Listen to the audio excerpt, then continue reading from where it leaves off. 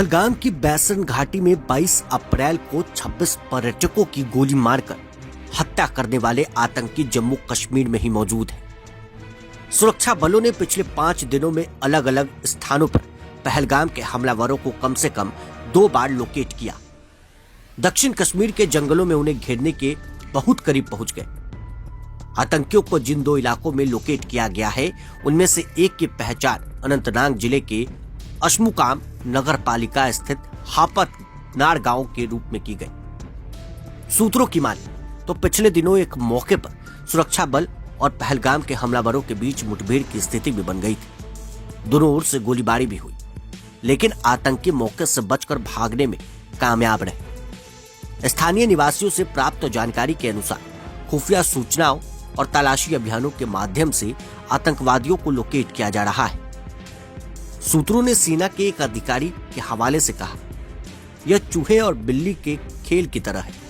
कई बार ऐसा हुआ है कि आतंकियों को स्पष्ट रूप से देखा गया, लेकिन जब तक उनकी घेराबंदी की जाती वो भाग गए। जंगल बहुत घने हैं, किसी को लोकेट करने के बाद भी उसका पीछा करना आसान नहीं, लेकिन हमें यकीन है हम उन्हें पकड़ लेंगे।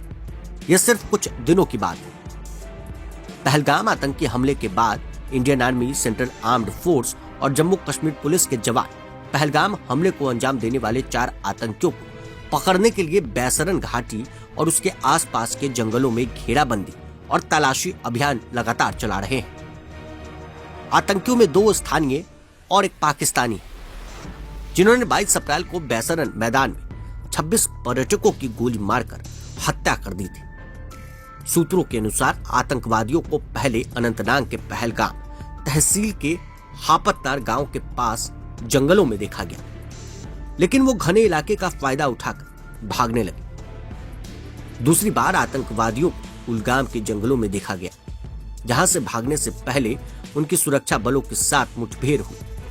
उनके फिलहाल त्राल और कोकेरना के पहाड़ों में छिपे होने की आशंका है। इस बीच जम्मू कश्मीर में घुसपैठ रोधी तंत्र को मजबूत किया गया तथा सीमा पर सुरक्षा बलों को हाई अलर्ट पर रखा गया है, ताकि यह सुनिश्चित किया जा सके कि आतंकवादी सीमा पार करके पाकिस्तान के कब्जे वाले कश्मीर में ना भाग सके।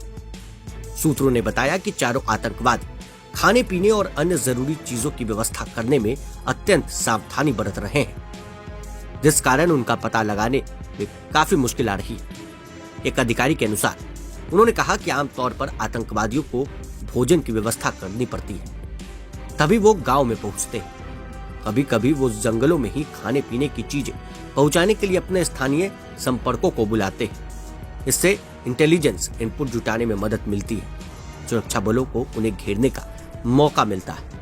हालांकि पहलगाम में पर्यटकों पर हमला करने वाले आतंकवादी काफी सावधानी से काम कर रहे हैं, लेकिन भारत की सेना लगातार तमाम इलाकों का जायजा ले रही है और जल्दी उन आतंकवादियों को धर दबोचने में सफल साबित होगी। बने रहे प्रभात खबर के साथ। शुक्रिया। प्रभातखबर.com, विश्वास वही, रफ्तार नहीं।